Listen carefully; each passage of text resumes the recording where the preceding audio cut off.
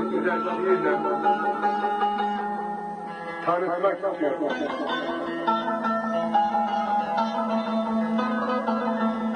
Sazıyla bana eşlik eden değerli üstadım Kadir Latif Mustafa Fırlıklı,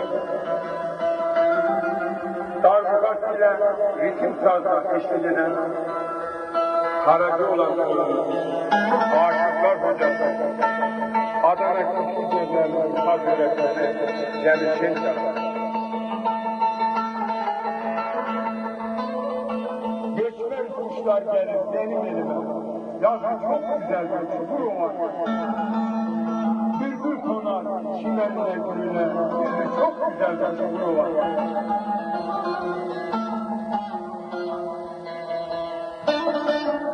Kavun karpuz portakalı bal olur, pamukları gonca gül olur.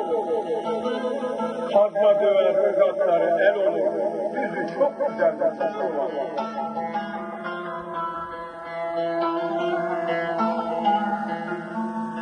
Sıcağından çiftçileri yakınır, arpa buğday ekinleri yekinir.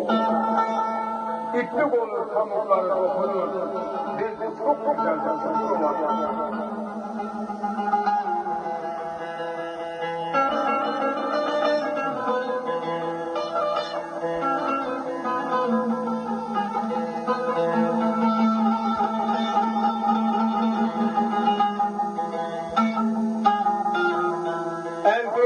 Kabakları ballanır, türkü söyler, aşıkları dinlenir.